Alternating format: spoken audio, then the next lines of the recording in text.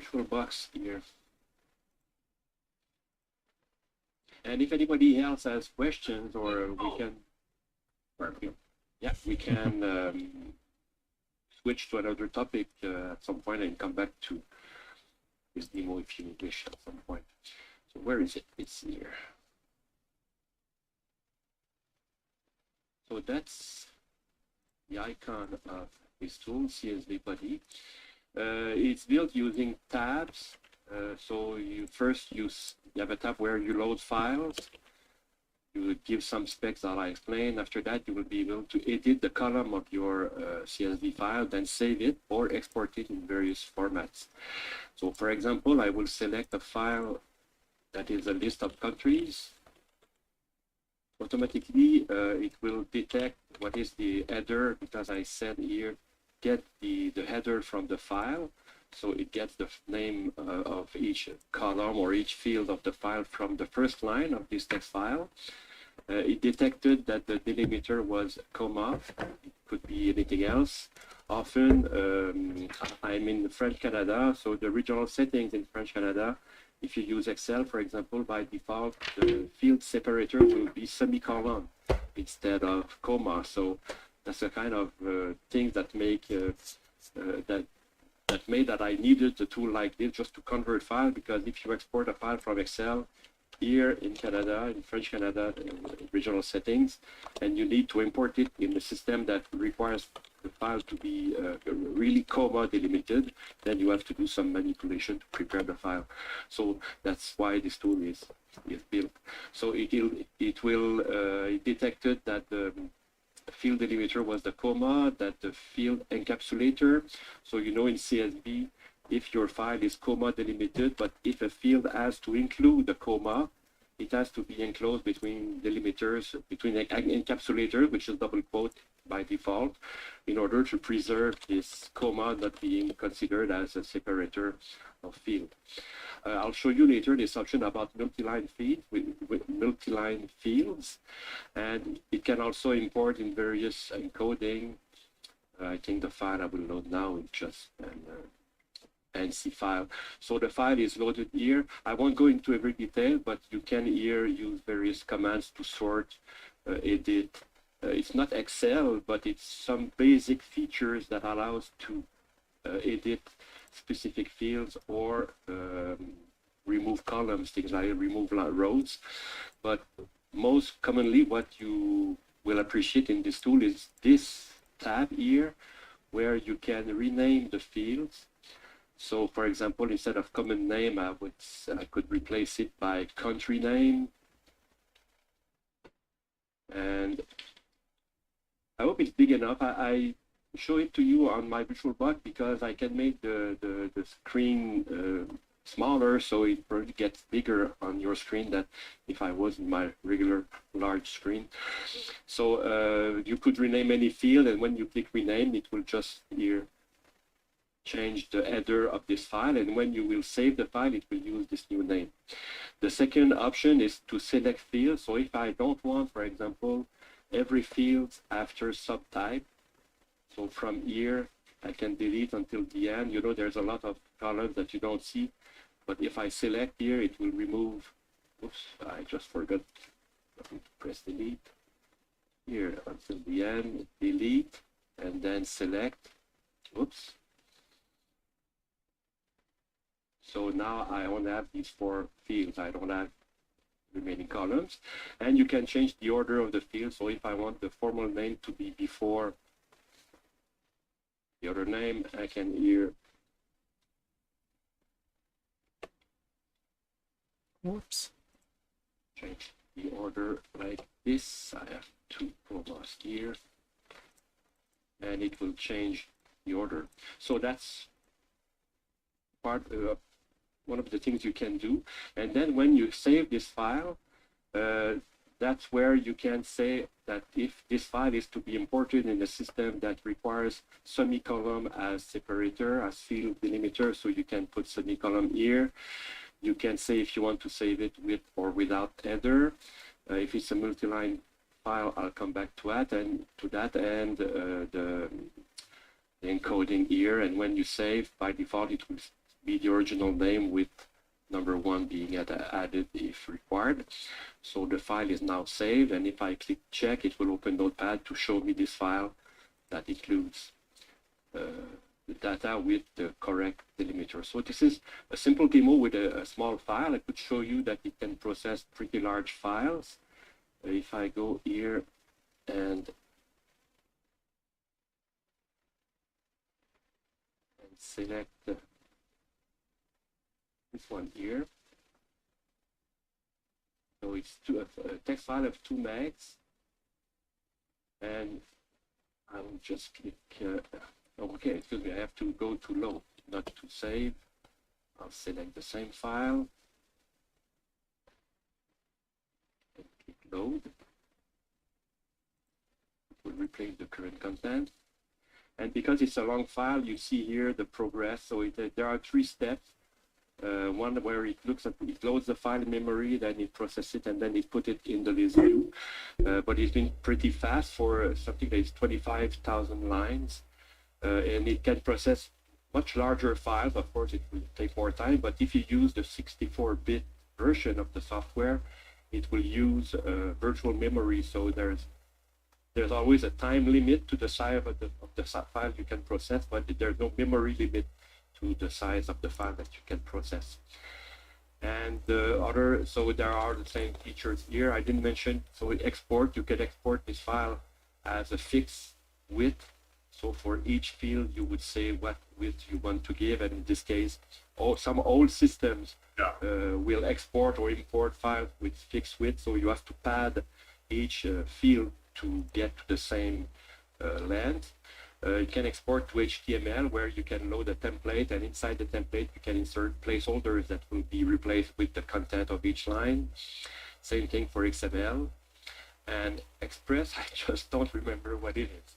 10 years ago, so I would have to revisit this.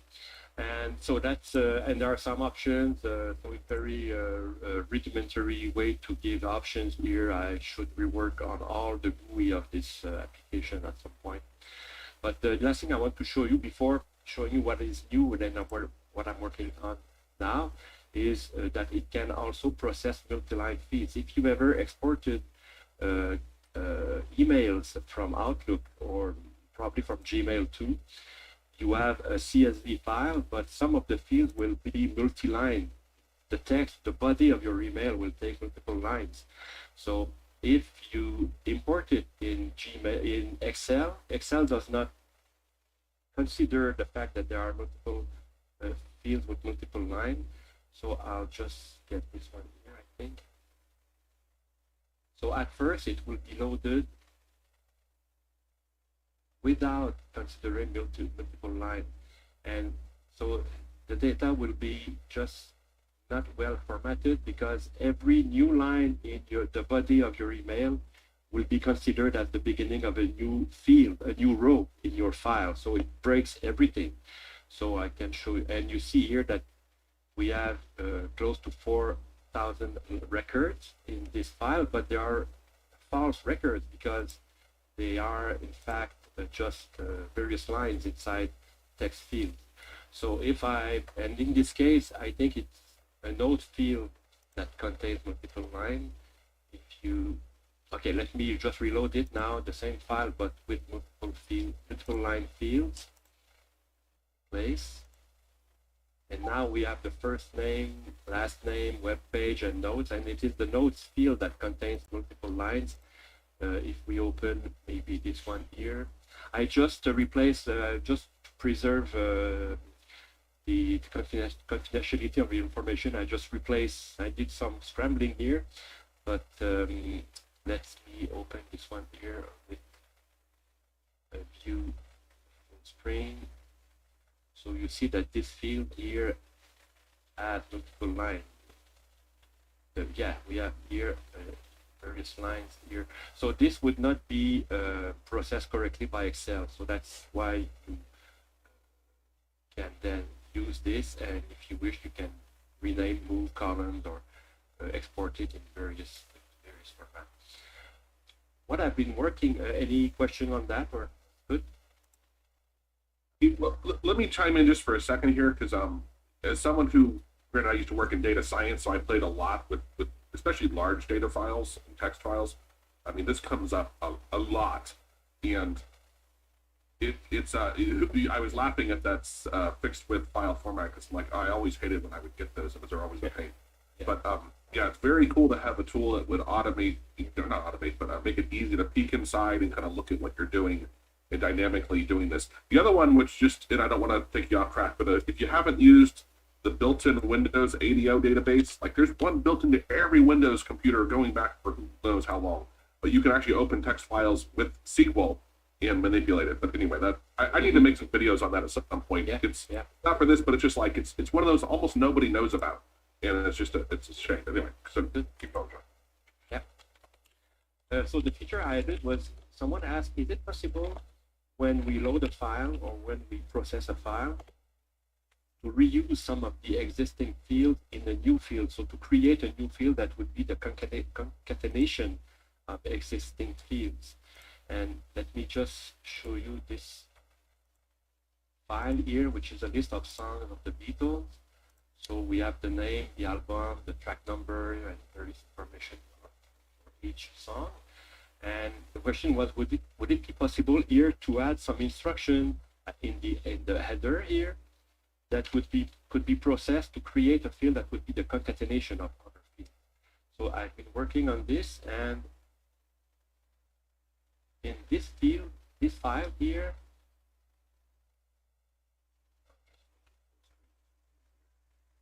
so we have the name, it's a comma delimited file. We have the name of the song, the album, the track number, and I create here a field that does not exist in the data of the file, but that will be generated or built when the file will be loaded. That will put first the track number field with a number sign before, with column after that, and then the title of the song. So that here will be the content that will be added, and the last section here is what will be the name of this new column. So if I load this file here, select this file here.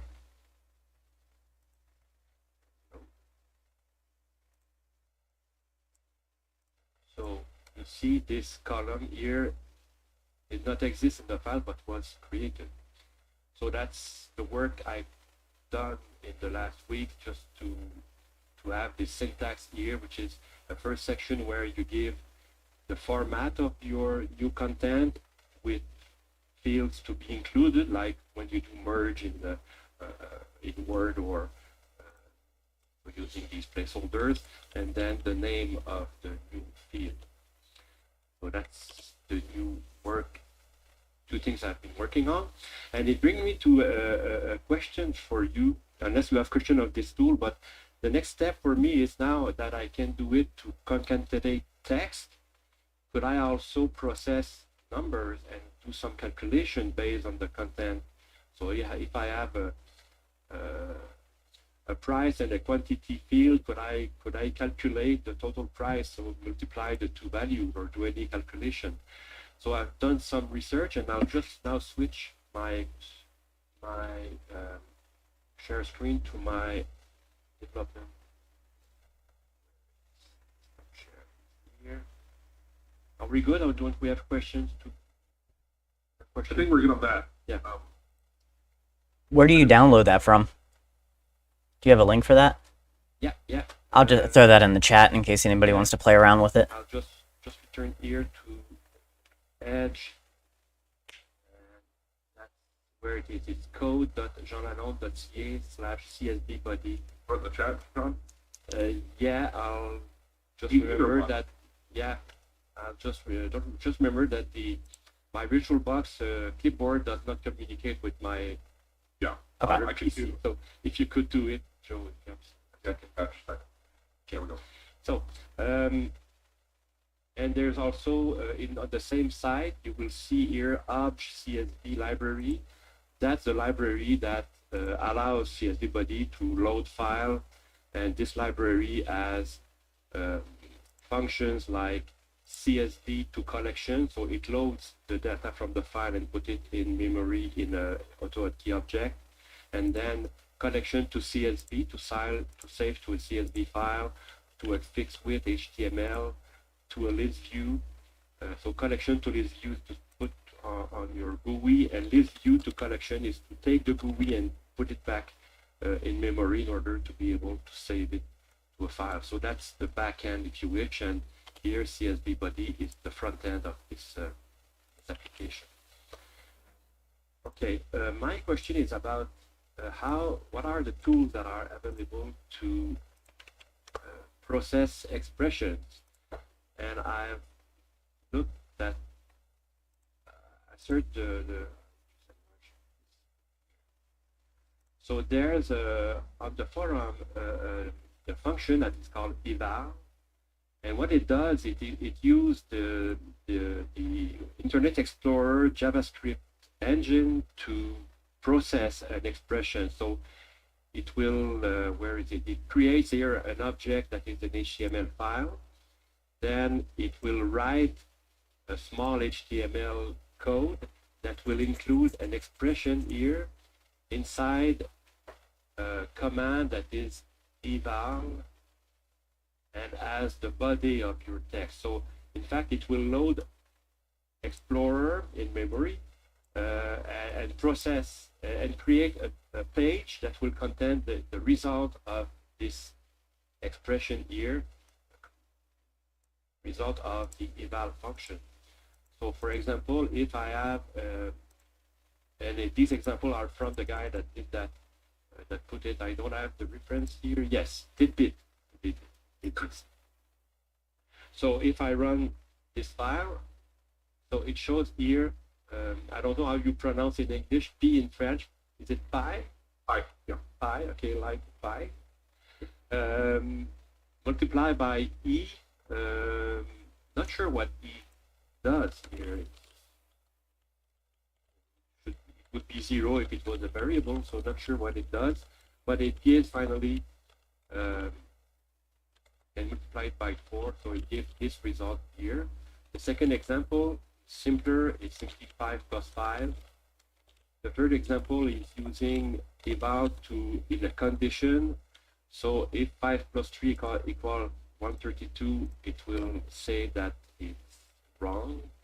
So because it calculated here that it's 8. And the last example is when you use a variable, an AutoHotkey variable here. So it does back 10, the variable plus 10 plus the variable again. So and it evaluates that, and give the result 30. So these are different examples that you give. So I could use this in CSV body to allow, for example, if the content, the format starts with equal, then as in Excel, it would process the remaining content of the field as being an expression to be calculated. But I was wondering if you know other ways to evaluate expressions, maybe that would not create a dependency to Windows Explorer or to Internet Explorer. So that's where I am in my research about that. So, and I don't know if this is, I didn't test it on 25,000 lines, for example. How fast is it to call Explorer 25,000 times when you load the file? Oh, where I'm. Yeah, and to clarify, I mean, I don't know a lot about that, but I do know you can create that COM object once and reuse it, right? So you wouldn't have to be recreating it every time, right? Yeah, it seems that it created every time, so yeah. Yeah, but you wouldn't have to, is what I'm saying. Yeah, it could be done in the header here. So this, yeah, if it was a global variable, I could do it here. Or even have it, I know Basecamp does it where he puts it as a static variable.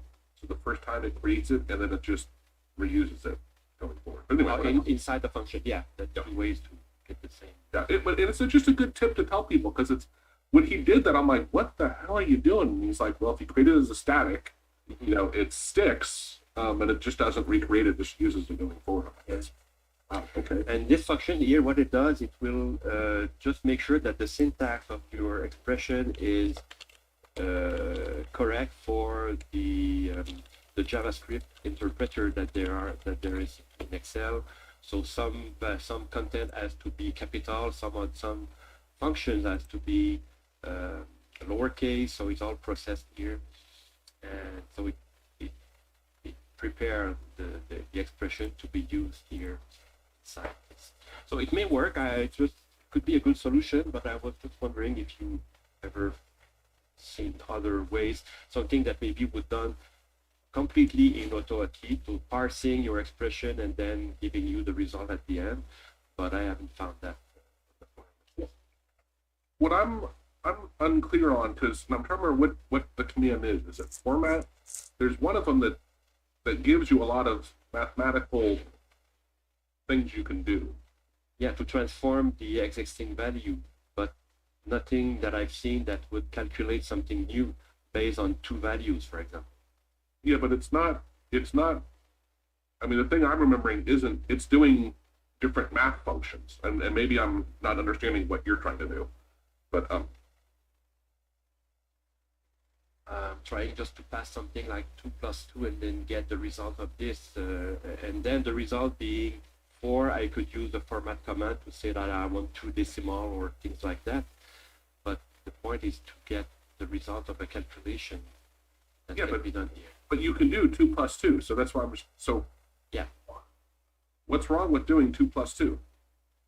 It's not that it is wrong, is that here I have a dependency on a COM object, and I'm not sure if it's But why are very you efficient. I'm saying is you can literally do 2 + 2 in one line outside of all of this. Yeah, but if you have an expression that is a text expression that contains parentheses and things like that, you cannot just, and it is text, you cannot calculate this text expression. Can you show me an example when you say it's text? Yeah, that's what I was gonna ask.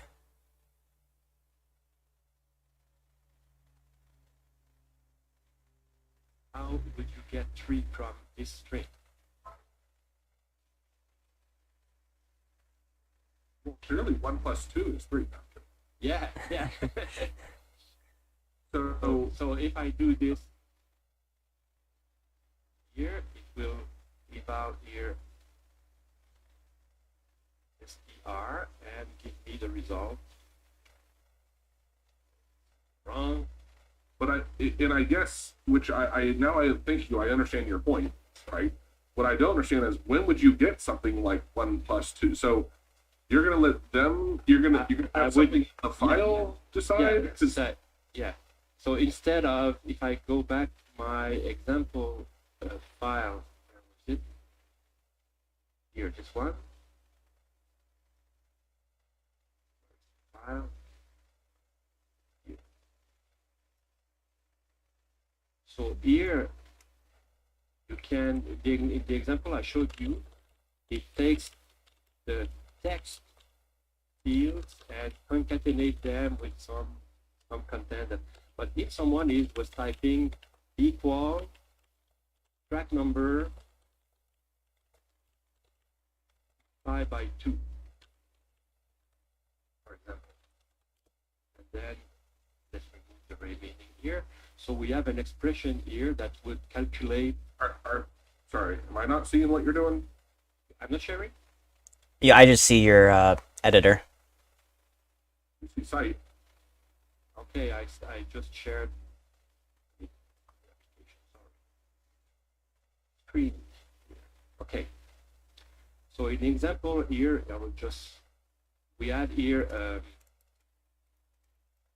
number and then this text field and then column and another text field. But if instead I have a mathematical expression like this, track number multiplied by 2. It makes no sense to multiply a track number, I agree.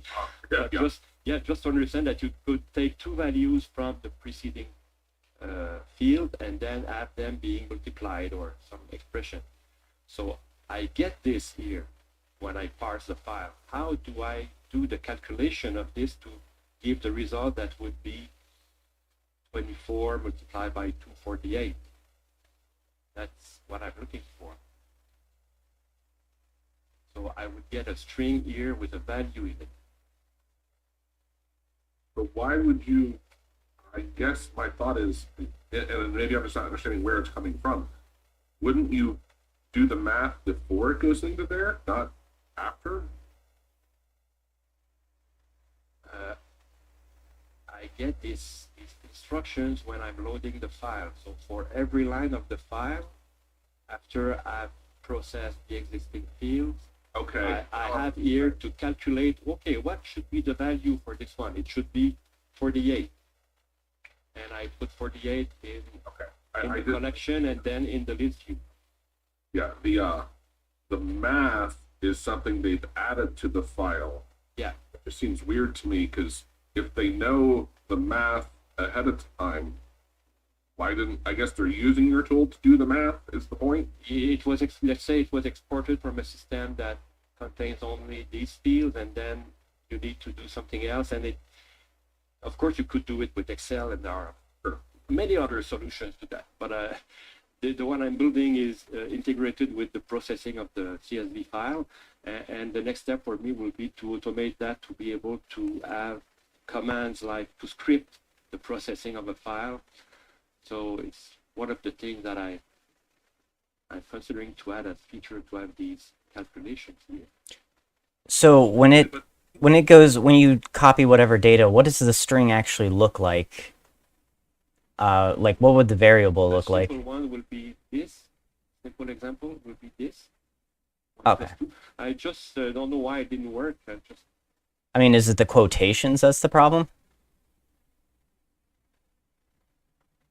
I mean, wouldn't you just get rid of the quotations and it should work, right?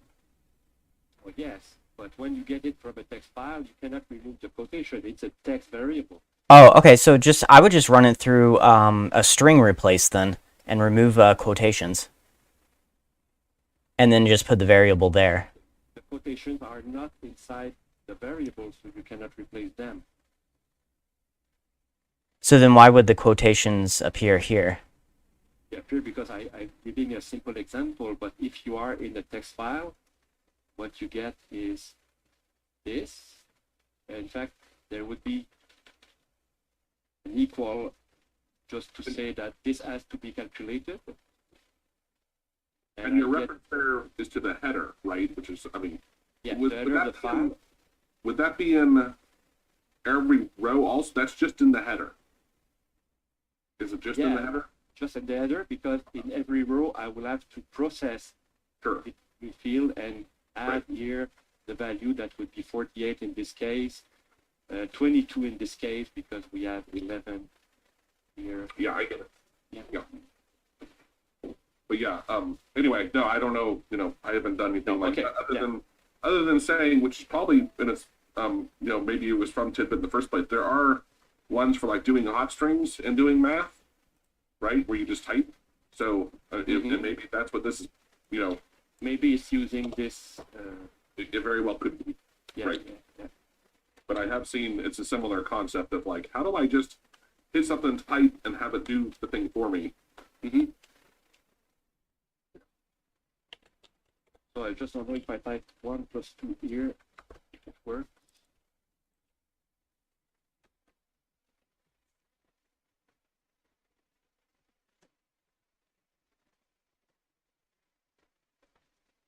Oh, it doesn't work. I'm doing the same thing as here. What's wrong? Let's forget about this. Val, 5 plus 5, 1 plus 2. Message box. Why are you doing the evaluate thing? That's going to take that string and do the math. I wouldn't do that if I was writing a script like I'm doing here. But the first to do that when I get a string that contains an expression. But the first line of code that you had there before you delete it, that should just do the math anyway. You have no reason for the evaluate, I would think, because that's how I've always done it. Not if it is a string. He's saying he gets it inside the file and it's text. Yeah. And he's needing a way to process it from there. So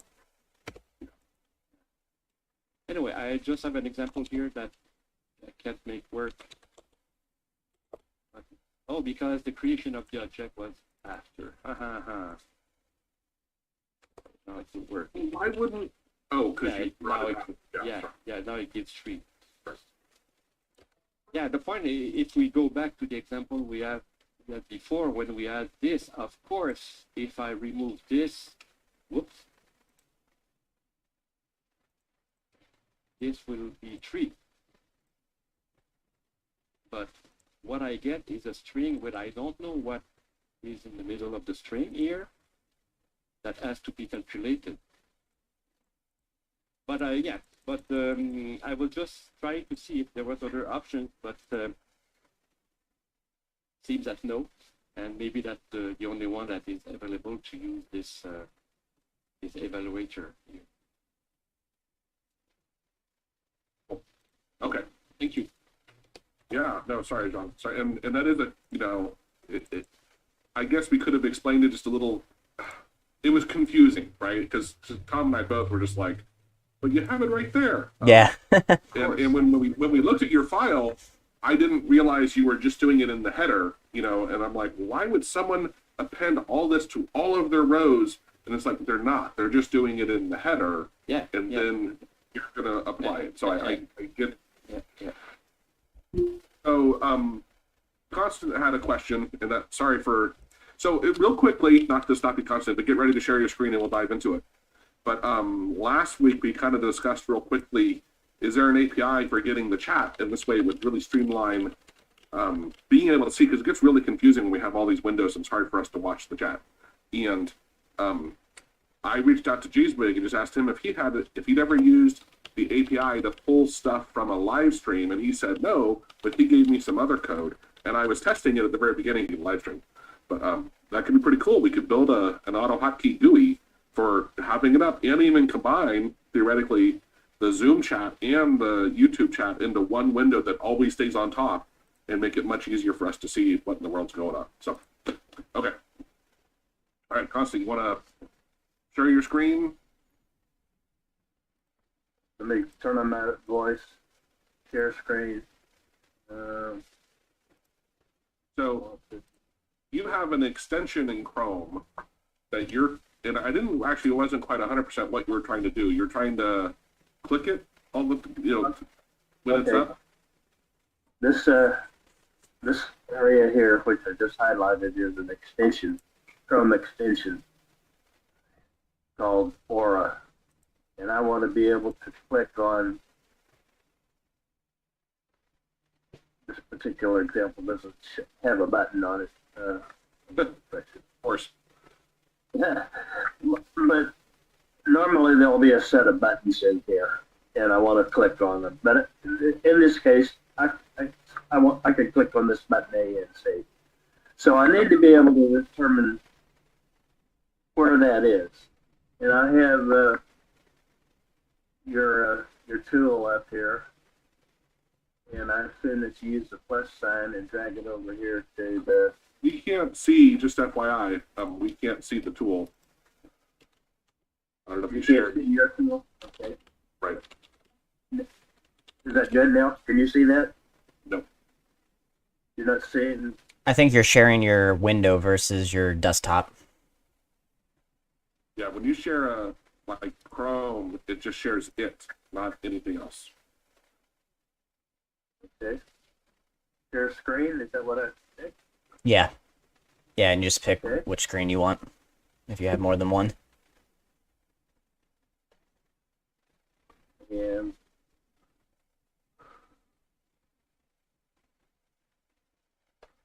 did that do it? Nope. No, we don't see the ACC viewer. No.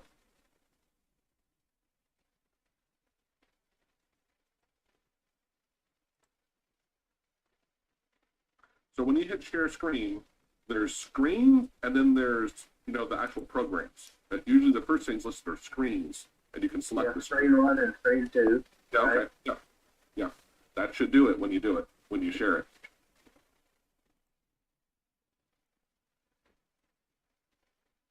Okay. Now There we go. Desktop. Yeah. Now you see my desktop. Well, with the Yeah. some lady on the beach looks like, right? I picked the wrong one. All right. Another learning curve. Yeah. Or you can just move the stuff over here, either whatever works. Yeah, that's fine.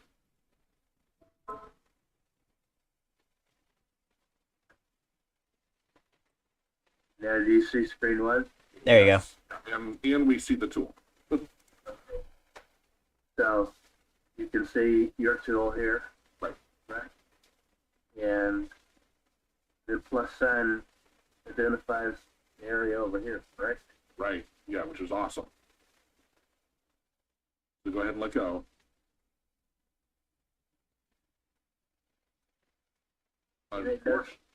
Yeah. It doesn't see anything in here. This is transparent to the tool. Yeah, and even then, for whatever reason, the path is blank, which that path is critically important for us to be able to use. Hit the show more button in the bottom right of the tool. Not that that's going to help, but let's just see what that does. Well, this is an extension, right? Yeah. So it probably won't be able to see any information through Well, it this. highlighted the GUI. I mean, it highlighted that GUI. It's seeing it. Well, yeah, the GUI gets produced within the browser, but then after that, everything else is produced within the GUI, so it might not have access to that information. The only way to really tell would be if you can right-click on that button and say inspect item. This is kind of the manual way of doing this. Can you Click on the, yeah, right-click on it and then go to inspect? Yeah, but that's taking a whole different approach, Todd. That's the DOM, which is fine. Yeah, yeah. Well, I was seeing if it had any type of information here, because usually you can at least grab the ID this way. This is how I usually do it instead of using this program. Well, my point is, it's a whole different architecture than what the ACC library is using. Oh, you're using ACC. Okay. Right. Yeah. And not that it's wrong. Don't get me, I'm Yeah, just saying, you are correct. If we're going to try to use like the Chrome class, or maybe even what's the one that you turned me on to, the auto control thing, Oh, okay. then spot on, you're right. We would need to we can use it, which would be my secondary compared to the ACC, because the ACC, This is Internet Explorer. that looks like Chrome. Oh, okay. Oh, yeah, it is Chrome. Okay. I was just checking. But while we're here, since you already got that up with the the inspector tool, you can move the ACC viewer out of the way. Let's go ahead and go down this route, right? It's not that one's better than the other.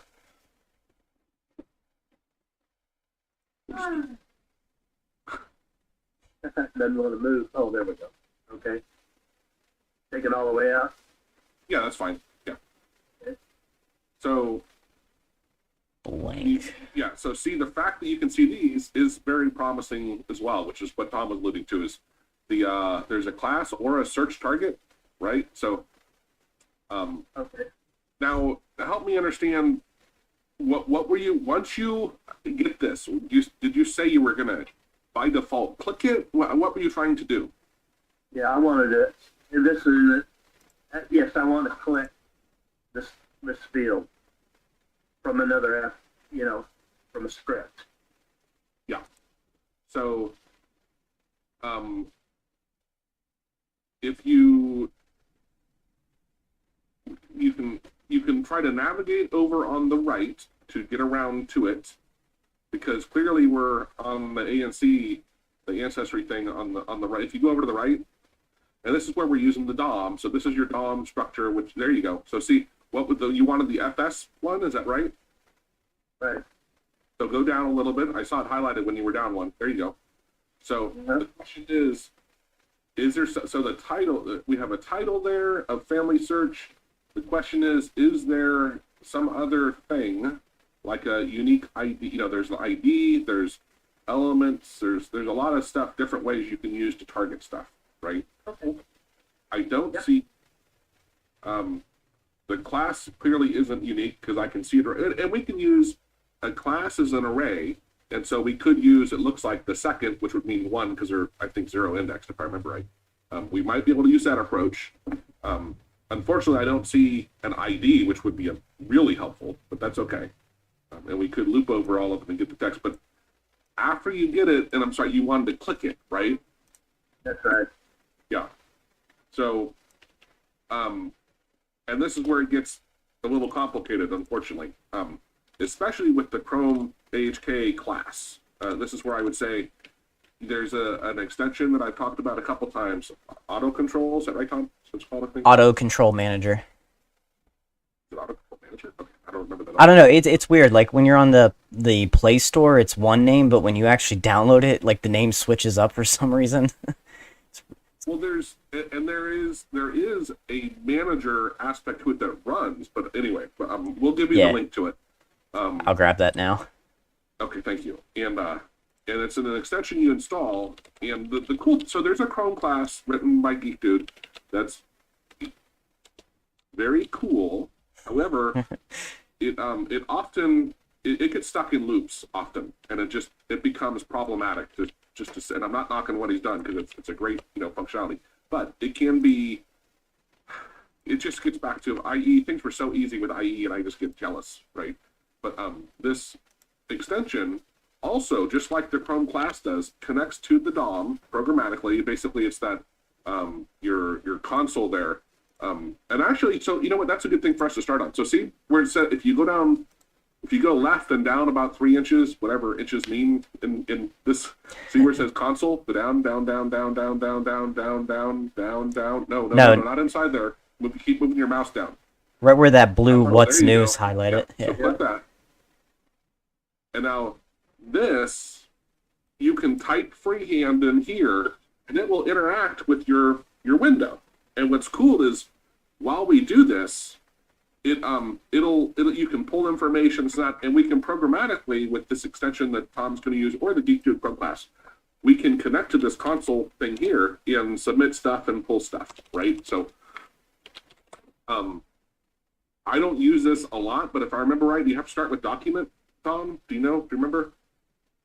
Inside here, I can't remember if you have to type document to start. I think you do. Oh, for console? Yeah. I don't think so. It's been a while since I've used console. I've gotten so used to using the auto control thing, where you don't need that. Well, you still at some point do. I mean, Well, it's doing it, yeah, like in the background for you, I'm sure. that's right. Yeah. Yeah. Exactly. Yeah. I guess that makes sense, yeah. One quick question. You mentioned that there was a problem with Chrome. Would it be better if I just switched to IE? If there's an IE extension, amen. Yes. Yes, there is. Oh man, it's so much easier. Web scraping is so much easier with IE, and I'm going to get a lot of hate messages in here of blah blah blah blah blah. But I'll tell you that IE com object, it makes it so much easier. And I have an IE syntax writer that even helps you write your code. Right? It's so much easier. Okay.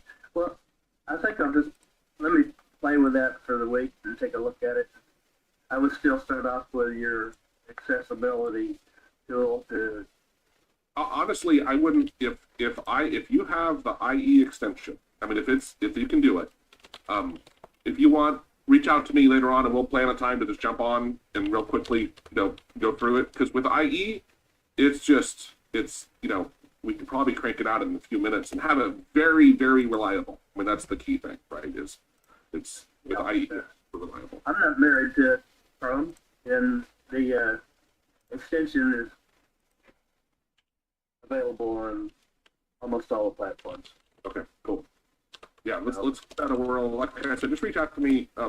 Or over the weekend if you want. I work all the time, doesn't matter. So, but we'll figure out a time where I can just jump on, and maybe if it's easier to install an IE, maybe then I can even test it on mine. Like it's fine. It was just you were saying it was a little hard to install it with Chrome. No, it's the same.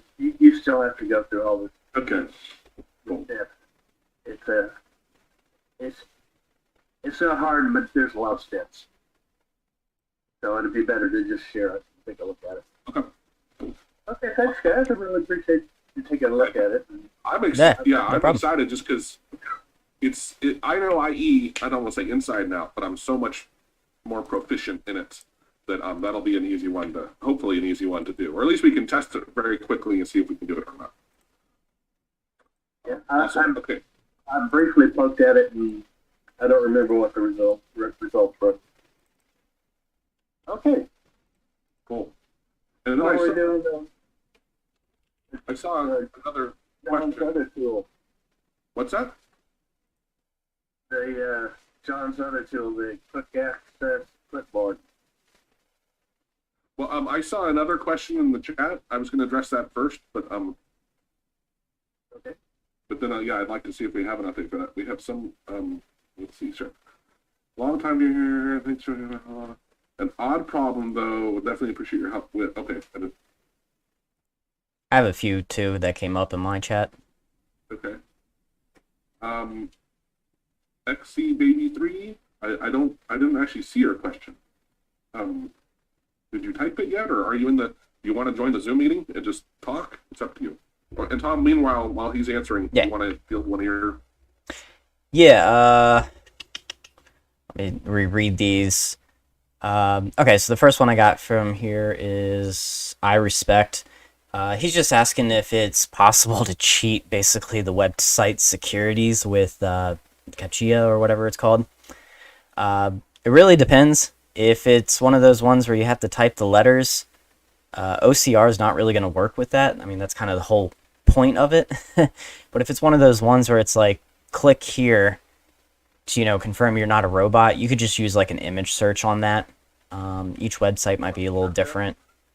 But yeah, if it's one of those ones where you have to type the text, yeah, there's nothing you can do really there without like hacking the website. Google, what CAPTCHA is an abbreviation for, right? I forget the exact meaning, but it's basically, it's a computer test. It's a Turing test to see if you're human or not. I mean, that's what it's designed for. Yeah. Right. So it kind of gets back to is sadly, to your point, Tom. No. Yeah. If it's a text one, yeah, there's nothing you can do. They put those squigglies over the letters and everything, so OCR wouldn't even work with it. Now, if it's one of those ones where it's just like click this little box here, you could do like like an image search of that, and that you could get around. But also, image search sometimes can be a little bit unreliable. So, just something you would have to play with. Every website's a little different, so it would depend what you're doing. And then what was the other one I had? This guy asked about, can you create a countdown timer to see when is current loop? I asked him what he really meant by that. I can at least answer the first question. Yeah, you can use like a tick and then like subtract or do a math formula to see when it hits 0, or you could do a variable minus, which would count down. Why don't you share your screen to show? Because Yeah. it's a relatively simple one, right? That like Actually, visual will help if you're just describing it. Yeah, sure. Like, Let me For share. you to say, Tom, you know what I mean? You remember when you were there, right? That's You're true. You got to remember that stuff. Yeah. Everything's easy when you've been doing it for a while. Think. So every kind of if I remember correctly, there's 5 types of loops inside AutoHotkey. Every one of them. There's only a handful, maybe like 4 built-in variables that are available in every type of AutoHotkey loop. And A_index is one of those, which is assume what you might be using. Sorry, Tom. Yeah, you could do it that way. This is one I actually have right now because I was helping someone with. So here we're making the variable a tick count. It's a built-in variable, so you don't have to like define it. It's just there. So basically, for the message box here, where it says elapsed time, to get that, we're sleeping for 3 seconds. So right away, that's 3 seconds. And then we're just going to do the start time current versus the current time. So it's just going to subtract the 2 variables, and it's going to display, basically it would display 3 seconds. I mean, it might be a few milliseconds more just from the lines. And then to Joe's point with like a loop, or what this guy I think is asking, is basically exact same thing. The only difference is there's a loop here. So you just put whatever text you want here. So this is looping 5 times. There's a 1 second delay. So then we're going to subtract the start time variable with the current variable time, and we're going to get the lapse, which would equal about 5 seconds.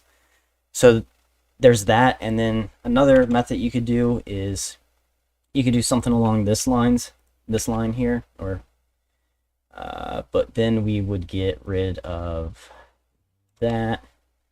We'll just say like maybe want it at like 5 seconds.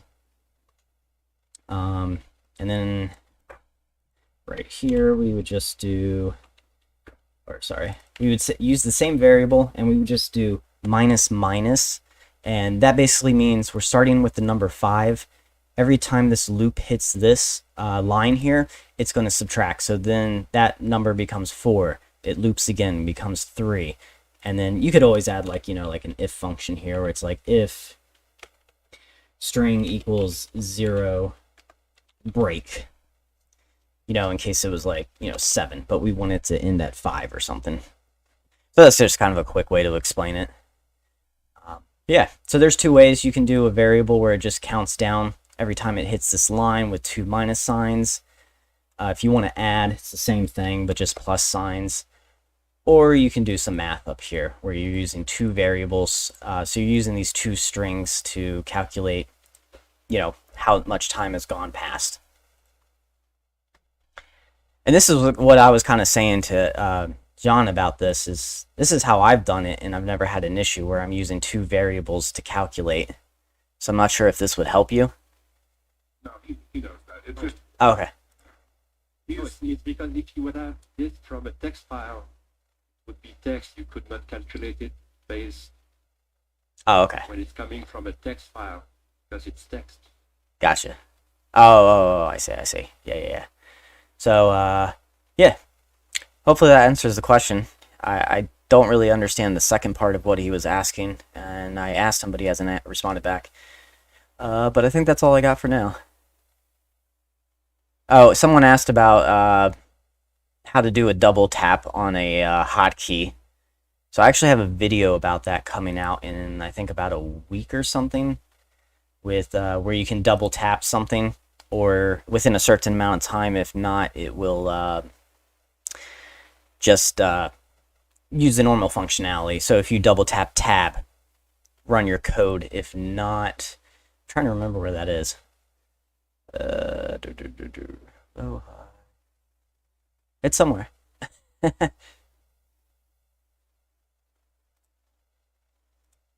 me see if I can find that real quick.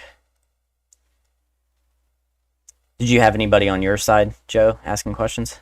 yeah. Ashton was asking about using AutoHotkey to basically use a second keyboard for, you know, triggering things. And Yeah. I was just telling we actually, I just put the link in the chat. There's a webinar that we did on it, and we did Jackie live in a podcast, borrowed a script. So that was the webinar, and then let me find the link where we have done it. But and then there's, if you look, I think it's under the hotkey help and documentation of a tool where you can, hey, run your script and then hit the key, and then, or actually, I think you install a hotkey hook. Does that sound right?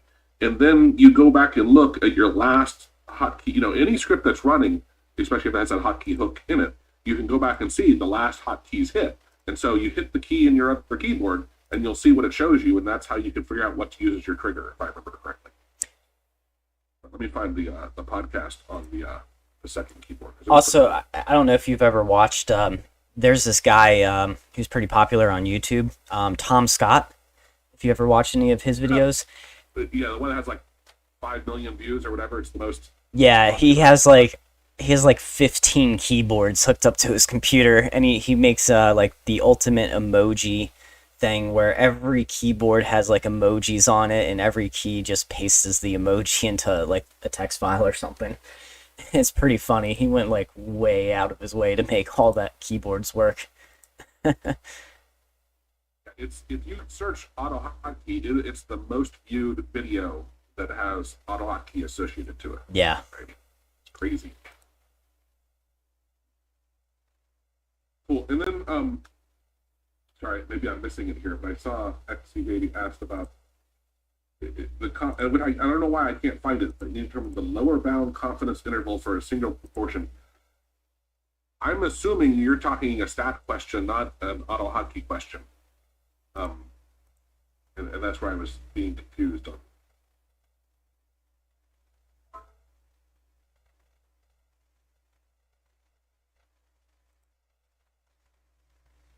actually, I saw a question here. So Denelson, he's in the chat. He has a YouTube channel out of Brazil, and so he's on the chat. He didn't join the Zoom yet, but he wants to know how can you run auto hotkey from Notepad++ and have the highlighted syntax like TabNation.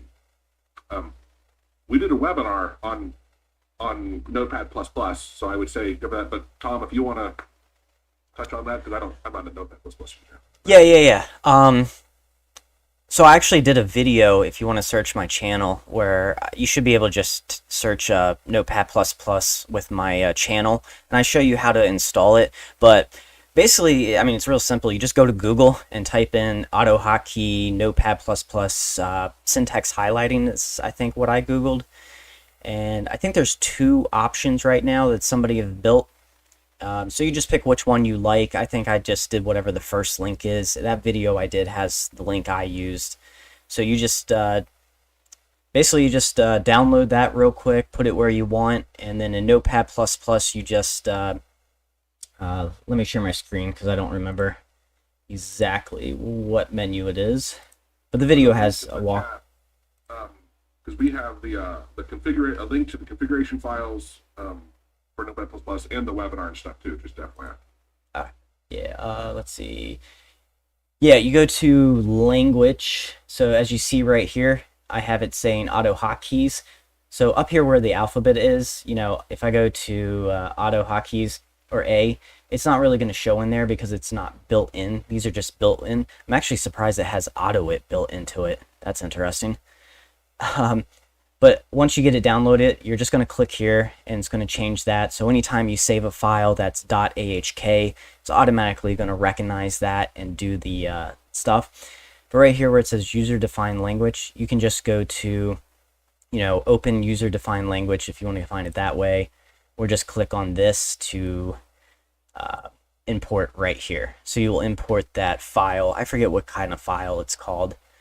And then if you don't like anything, I forget what it was because it was so long ago, but there was something I didn't like. I didn't like the color because it wasn't very visible on my black background. I think it was like gray. It might have been like commented out stuff was gray, so it was hard to read. You can actually edit. So once you import, you can go here and there'll be like a bunch of like syntax here and you can change it. So the styler, so let's say here it said comments, be the color gray. I don't want that. I can push styler and I can change it to whatever I want. I can change it to, I think I changed it to, green. I did like that color green. Push OK. So you can also edit the file if you're not happy 100% with the creator's way of doing it. So it's kind of more of a preference thing. There's nothing right, a tick count does not have to be orange. There's no law out there or rule saying, so you can always change it up to however you want. But yeah, I just Googled it. I'll find that video here in a second to link better instructions than what I'm getting here now, just because it's been so long I kind of forget. So let me find that. Yeah. Tom, do you know, is there a syntax file, whatever you want to call it, for version 2, AutoHotkey version 2?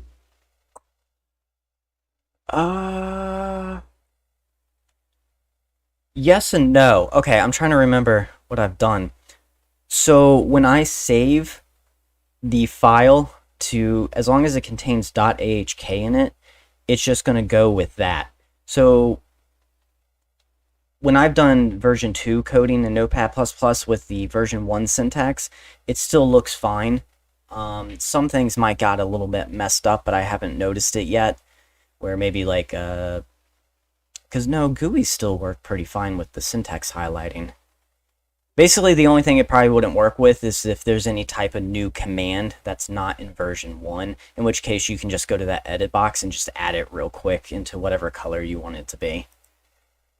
So yeah, it works, but it's technically for version 1. I haven't run into any major problems with it looking weird or not, at least that I've noticed, because I feel like I would have noticed that pretty well. And I guess for me also, because I use mine much more as an IDE where it's programmatically interacting, I can launch stuff and I can debug and things. Mm-hmm. And I don't think Notepad++ doesn't have a debugger by default, right? Nah.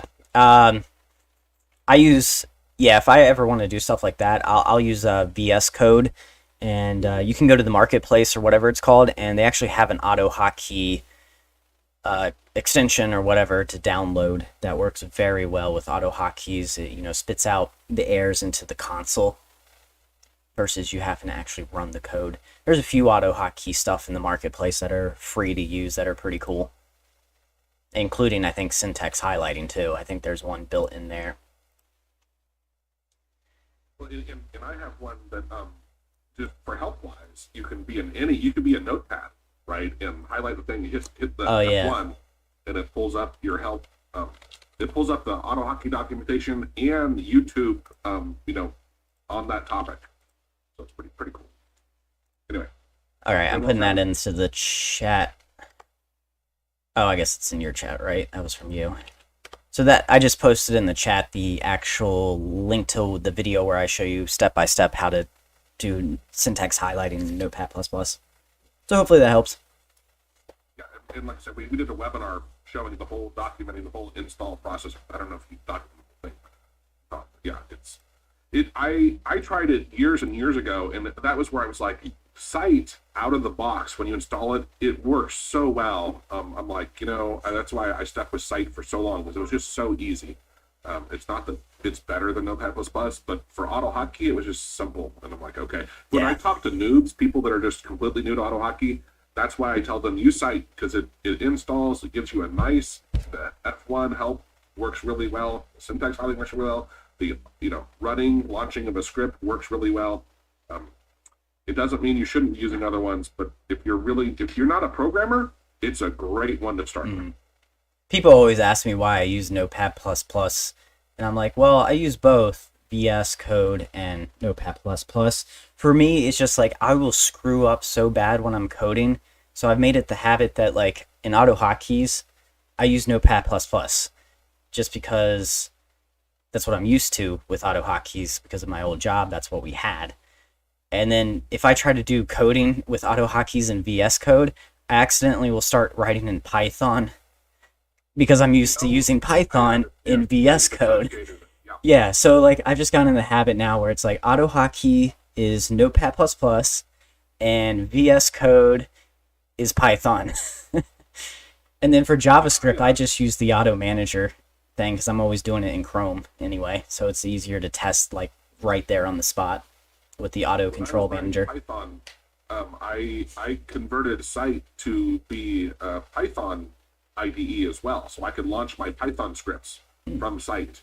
And I understand exactly what you're saying, Tom, of like, I was getting, it really caused me to get confused. I kind of agree with you, having different editors, even though it's, like, Sight is my go-to. I have over 80 different languages that I can pop open and look at the IntelliSense, but I don't use it for programming anymore. I use it for text, any sort of a text file. And then I program in Studio, Auto Hotkey Studio. Yeah, you just get so used to it. So I like it too, because then I can have all my settings of how I want it for Python and that, but then when I jump over here, I have all the settings I like for auto hotkeys, and I don't have to worry about it somehow doing something wrong. But yeah. and I finally, getting back to Etsy Baby, I see he says, I need to solve the stats question using auto hotkeys, so yes. So I have never done any sort of stats inside auto hotkey. You know, you're going to have to do some math there. So I don't know how to answer your question. I'd have to dig into it. I haven't used auto hotkey at all for calculating any sort of statistics. Sorry. And not that I'm saying I don't want to help you, but if you want to, if hopefully you have my email, if you want to shoot me an email with a very specific question, maybe I can take a look at it, because I know a lot about stats. It's just I haven't used auto hotkey at all for calculating anything like that, and we'd have to have the formula and break it out. And honestly, and you'll laugh, even though I spent so long in data science, I don't do math. You know, like I always relied on SPSS or whatever for crunching the numbers. So I suck at the formula kind of thing. But yeah, if you want to shoot, if you have my email, if you don't, actually I'll just type in the chat here. Shoot me an email. Specifics. It's always crossed my mind of using auto hotkey for doing some of the stuff of doing regression or ANOVA or something simple. But I don't really do any stats work anymore. So for me, I'm like, it's just work that I wouldn't really use. But Dr. Cook, he and I both use AutoHotkey and SPSS, and he uses R a lot. And so he might have done some of this. Maybe I can bug him and see if he's done anything in AutoHotkey. Could I make a point here? You're dropping things into two different chats, and I'm on Zoom, so I don't see what you just put on the channel. Yeah, we know. That's actually something Joe and I were just talking about before we get on here. Is did you get to play with it at all using the YouTube API so we can post in both locations? I haven't tried it at all, but okay. We'll have to use the API, the live API for doing that. But Constant, you can imagine, I got 3 different windows open here besides trying to look at other people's stuff, and it's it's a lot also to be trying to field questions, read questions, and get back to the right windows. So yeah, but that's where I'd say is, it's good. It's a good habit because the vast majority of people are hanging out on YouTube. That's my go-to really quickly to post something just because it's available and people can see it. And you can go back later and see it, right? But most people stream that channel and then mute it because otherwise we'll get this crazy echo or mute yourself. But yeah, and I apologize. It's just, trust me, it gets so confusing when you have all these windows and trying to keep up with everybody. Yeah. And I have Joe's chat open too, so I can just see stuff better. You're one. I'm not even watching yours. You're watching mine too. It's just. I just like to see the comments that come in. My browser for the 2 channels, so I can monitor. Yeah. Yeah. It's funny because someone asked me the other day, like, Joe, do you have 2 monitors? I'm like, no, I have 3, but I really need 4. If I had 4, I could actually make sense of this because I could put stuff up and I would leave it there. But with 3.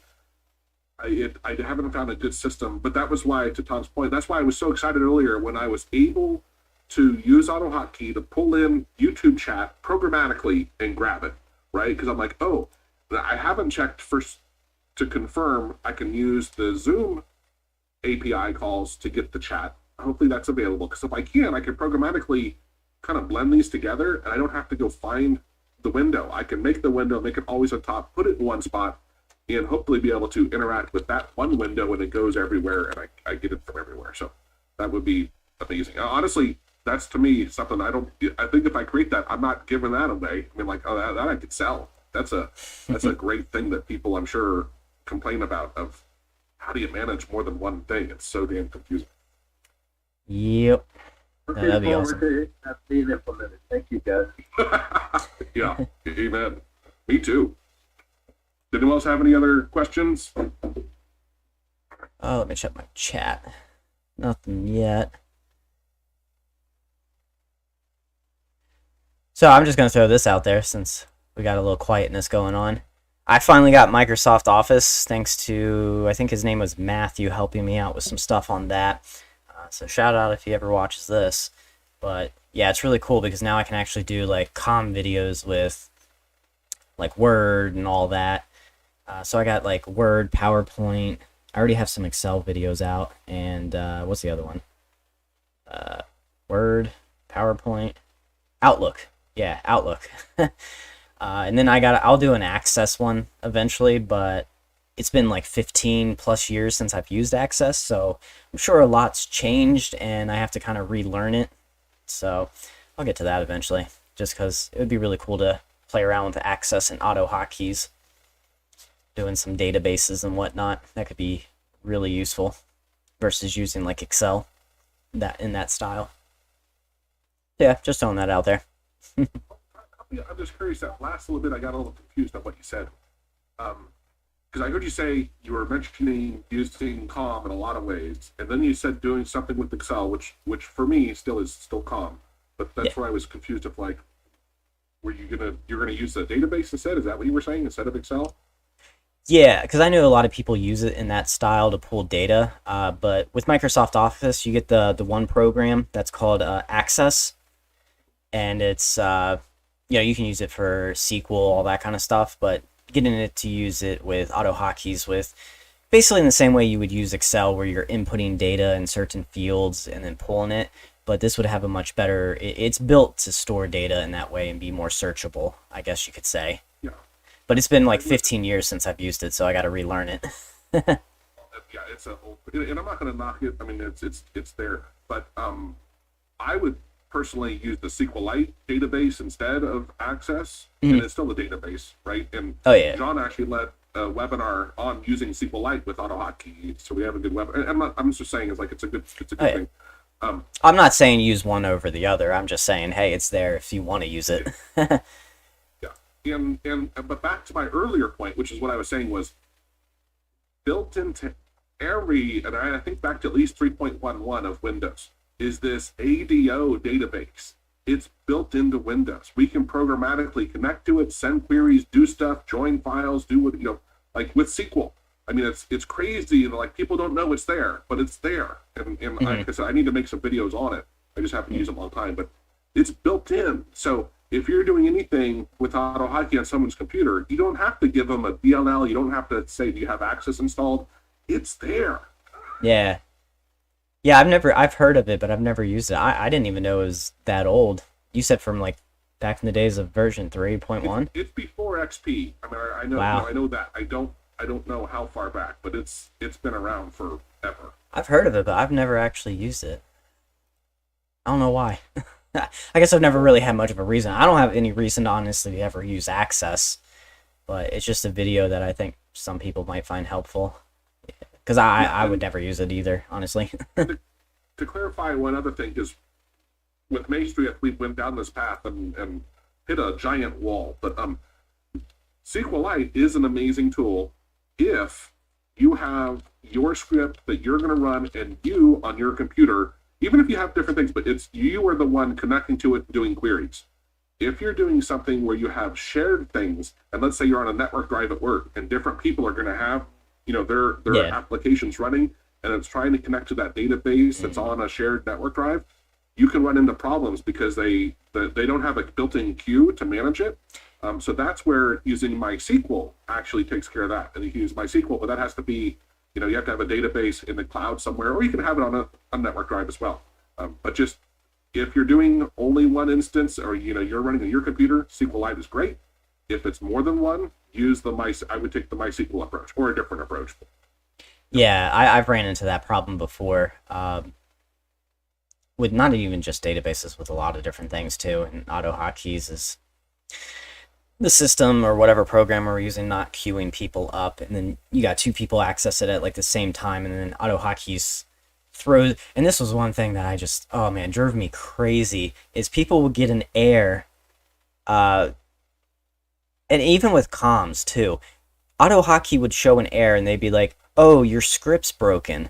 And I'd be like, no, my script's not broken. The system's broken. AutoHotkeys is just the thing that's finding the issue. So we had like memory leaks with Internet Explorer and not closing the comms correctly. And because of that, AutoHotkeys would basically time out and be like, could not complete action. And they're like, oh, AutoHotkeys is broken. I'm like, no. AutoHotkeys is just what's realizing that there is a problem. And that was like the hardest thing for me to explain to some people, is that just because AHK is throwing the error, it's not a problem with it. It's a problem with Internet Explorer messing up. I had a really interesting one with a client yesterday. They're like, hey, the script you wrote, something's broken. They weren't pointing fingers. They're just saying, Yeah. Can we get on here and fix it? So we get on there, and even though we had built a script that would, in Excel, if there's a password, it removes the password automatically. It would remove it, do its stuff, because we had to do it. And the for whatever reason, the file that he had a password, and the error came up saying this Excel file does not have a password, and then it wouldn't work because it thought it didn't have a password, but it did have a password. It was really, anyway, it wasn't, again, to your point, it wasn't AutoHotkey that was really breaking. It was something weird with the Excel file. And we're like, okay, well, give me the file. Let me look at the file, because I'll have to program around what's going on. But yeah, it can be very funny how sometimes you think it's you and it's not necessarily you. But you know what? In their eyes, it still is you, right? Yeah. Because the code you make is what's showing the error. Yeah, and I used to have that happen so often where I'm like, there's nothing I can do about that. It's not my code. It's something in the system or the program you're using, it's messing up. Sorry. I can make the air auto close. Right. Well, and that's where also, Tom, and that's where, people See you, John. on the forum, they'll post something, but then, like you said, they don't even often give you, and I see you comment so many times on it, they, hey, why doesn't my code work? And they post the image of the code, right? And you're like, give me the code, man, come on. But on the errors, they'll say, hey, I get this error, but they don't actually show you the actual error, the line error. It'll be like, hey, there was a problem. And you're like, that doesn't help me at all. It doesn't even tell you the line number. Like, you got to see specifically what the error was. Yeah. Well, I've even had people who are just like, hey, my script's not working. Why? Well, what's your code? What if you tried? Oh, it's so funny. Because you're an idiot. The other day, I've never seen this before. I forget where it was, but someone made a post and they were like, here's what I'm trying to do. Here's the code I wrote. Will this work? And I was like, wait, you didn't test your own code? And that baffled me so much. That's awesome. And I was like, what? So I like messaged. Theoretical code, Tom. It's theoretical. Yeah, but I'm like, Just a word to say bye-bye, everybody. see you next time. See you next week. Yeah, and I was just like so shocked. I was like, wait, what? I was like, did you even test your code? Like, and his code was perfect. Like, and at first I was like, am I missing something? So I copied and pasted his code, and I was like, yeah, it works flawlessly. I was like, so the guy never tested the code. I was like, this is the weirdest thing. I was like, if I was in a work environment and I wrote some code and went to my boss and was like, hey, will this work? He's gonna be like, I don't know, does it? And that was just like the funniest post I've ever seen. That pops in my mind is that sometimes people are like at work, they don't have auto hotkey, right? And someone, they're looking in the forum, they're trying to help someone, but they just write it, But anyway, I understand your point. Yeah. Isn't it better just to wait, to Test it out, yourself? yeah. It was just so bizarre.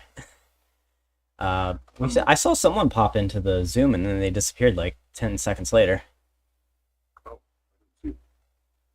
It might have just been John. I saw when he was shutting down. Oh, maybe it's yeah. Picture. Oh yeah. Oh, okay. And I saw Chunji mentioned he likes to use REST APIs, which REST APIs are the web service APIs. So they're not a program. They're not like an API to connect to Python or Windows. You're connected to a web server. And that's why I was asking you in the chat there if you use Fiddler, because the other day when Dennis and I don't think it's been released yet. I think it gets released pretty soon though. On Monday I was going to plan to release it. Him and I were having a call, just chatting, and he also uses APIs, but he hadn't used Fiddler. So I was showing how you can look at your network traffic with Fiddler, and I have a API syntax writer as well, which is very helpful if you're not used to API stuff. But how you can see your traffic, and more importantly, you can see your browser traffic and your auto hotkey traffic when you're trying to kind of imitate your browser. So it's very helpful. Does anyone else have any other questions or anything? Nothing on my side. Oh, I got one of your people the guy who asked about Notepad Plus, he was just saying thanks. He said, a hug from Brazil to you guys. Yeah. He was doing a little work for me, and it's awesome. It's fun talking to people in different parts of the planet. It's really cool. He has a YouTube channel. He just doesn't speak English regularly, so when I talk to him, it's still pretty good. But we want to keep practicing a bit, and then he'll be joining us on hopefully some of these and some other calls. But nice. It's fun to connect with other people who have similar, they're doing similar stuff, right? Oh, yeah. So he's doing, I guess, in his native language. Portuguese. Yeah. Portuguese, yeah. Portuguese. I wanted to say Spanish for some reason. But yeah. It's like a blend of Spanish and Italian, if I remember. So. Okay. Yeah, that'll be great to have him on. What's his channel name, by the way? Not that I'm going to understand anything he's saying, but... Right. I'll put it in the chat. Let's see. Or I made a pretty link for it. Oh, and that has the tracking. But anyway, so that'll resolve to it. Just because, and I have yours, Tom. Actually, let me put yours in here. Yeah, I'll put yours in there. So, yeah, those are yours. And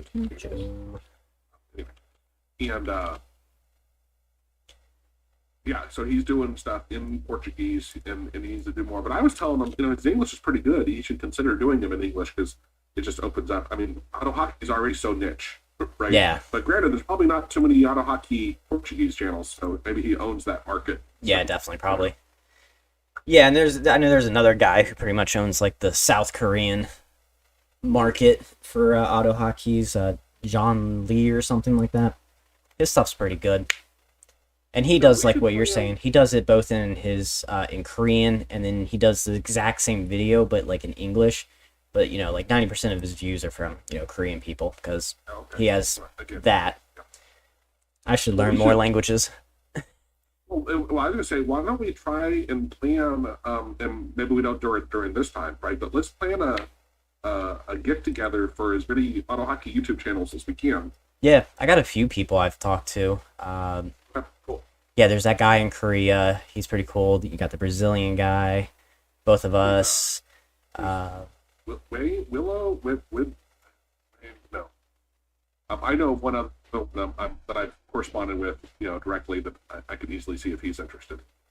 But yeah, that'd be pretty cool. And then another two people are, what's that guy's name? Something like Andres or Andres or something. He does some auto hockey stuff. And then there's this new channel I just recently discovered who, yeah. There's another guy too I think it's a pretty new channel. It's a pretty cool channel. It's called, it's literally just called Work From Home. And he does a bunch of auto hockey stuff and like power, basically he does a lot of like automation stuff, focusing on like, having a job in your house to help you, do stuff better kind of stuff. So he uses some auto hockey stuff too. And he actually follows me. So if he's watching this, let us know if you want to join us. And Chumji, who was here earlier, he has a YouTube channel as well. Oh, okay. He reached out to me on Discord, so we're gonna have a chat here at some point. But I'm sure he'd be up for it as long as the timing works, right? That'll be the tricky part. Yeah. Especially with people around the planet. Time so Jackie and I zones. picked two, and it's late enough, but it's not too late for Europe. But it's not too early today here. But if we did it as a recording and not live, I mean, we could do it live. But I think something like this, maybe we do as I don't know, we could all live stream at the same time. I don't know. We'll talk about it. Well, I was going to say we'd live stream or record whatever we want. And then if there is somebody who just like cannot make it, maybe we could just like have them do a pre-recording for themselves, just as a way to introduce themselves, their experience with auto hotkeys, why they like it and that stuff. And then we can just like play it real quick, just so they're not like left out. They can at least do somewhat of an intro for themselves, but they won't obviously be part of like the live discussion of whatever topics we go for. Yeah, I think that would be a lot of fun. That's all I got on my side, I think. Yeah, I gotta get going myself. I saw Juho Lee. Is that who you were? Yeah. I knew it started with a J. Yeah, he's mostly like got like Korean market, but he does speak English, because he does his videos in English also. It'll be really fun to get as many of us as we can, and just stream at the same. I guess stream at the same time or share the same video, and have a chat about helping people and what people ask. And Yeah. a couple of years ago, it was before COVID. We were talking about having like a convention, like doing something in Las Vegas. I Maybe thought we about could still that too. do something, get together on Zoom as a virtual convention, and have a couple lectures and chat and stuff. No, yeah, we should definitely plan that for maybe a few months from now. Because there would be a lot of planning, trying to get people Yeah, agreed. We need to have dates and scheduled stuff. speakers with topics very clear and outlined. Yeah, I'm gonna add that to my list of stuff to start looking into. And then for the auto hotkey people kind of stuff, maybe like a pre-opening to whatever with everybody. Maybe make like a chain email. We'll just throw everybody in there at once so everybody can see the discussion happening with each other. And you know what? So I'll gather what emails I got and send them over. Because you're better at emails than I am. Well, yeah, and but we could even do like a Telegram or a Discord thing, right, where we get together on there, and then I'm not a big email fan, even though I use it a lot. I think something that's live that we can interact with would be a little funner. You know what I mean? But yeah, I still like the idea. Yeah, and if we do something like that, we could also use what's it called? Kahoot, I think it's called. You ever use that? No. Kahoot's kind of cool. It's a great way to do live surveys. So basically, it's a website. It's free. You go on there, and you know, like you or me, we would say like we're the teacher. It's used in schools, obviously, a lot. And you ask questions. Like, you know, you could ask like, what version are you using, version 1 or version 2? And people literally can answer live, and we see the results live as they come in, with the bar graph moving with every vote that comes in. And that's always a lot of fun to do, to just kind of throw out there. And they just go on their browser, we give them the link, and they can answer all the questions we put in there. So we've used that at work, we've used it at school before. But yeah, Kahoot's pretty cool for something like that, I would think, as a great way to get our audience to really interact with us and see, you know, what they're thinking, versus, you know, 100 people sending us chat messages with their answer. But it wouldn't be a group across channels, right? Which would be... Yeah, and that's why this would be good. Kahoot, you share the link, I share the link, we both see the results together. Yeah, have you done anything with the Telegram? Do you use Telegram? A long time ago. Okay. Long time ago. Dennelson, the guy from Brazil, he had used the API for Telegram, so he sent me some code. I tried playing with it, but I got to work on it. But if you can, you know, you can create a bot and interact with it and stuff. So I thought that was cool. I'd like to get. And he, like, one example is, he said you can have, hey, your script running, and when it's done, have it notify you on your phone that, hey, you know, the script finished running or whatever, right? I'm like, there's a bajillion things I you know, could think of that I would probably do with this. But yeah, that's pretty cool. All right, everyone, I got to get going. Same. Thank you. All right, guys. We'll be here next Friday. Bye. Bye. So like I said, just disconnected with Joe. So it's my time. We're here every Friday, 11 a.m. Eastern Standard Time. So if you're in another time zone, just Google and convert it to your time zone. In the description below, once this shows up on my channel, we do have a link there for what Joe had created. And in case you can't make the live thing and you want to watch this later, but you have a question, this survey is great. It asks, like, I think 3 or 4 questions. It says, like, post your code. What are you trying to do? Any pictures you need to upload. And we'll be able to see it. So that way, if you're not in our chat, we can still help you out. Or if it's something that might be a little bit more complex than we're usually talking about on here, because most of the time we're getting kind of people who are very new. But if you think it's going to be something, or just to kind of help us out get a little ahead of the game, go ahead and still submit your answers and questions, even if you're going to be in the live chat and live video feed, because then that can give us an opportunity to kind of really explore it a little bit better, so we're not just kind of sitting here in the moment being like, okay, and kind of like scrolling through. We'll have an answer for you right away, hopefully, or any code that we needed to write. You don't have to sit there and watch us write it. We can just have it there and explain it, which will save a lot of time. And we're not just sitting there staring at the screen in silence while we try to figure out what's going on or how to answer your question. All right, guys, thanks for watching. I'll see you next Friday, hopefully. And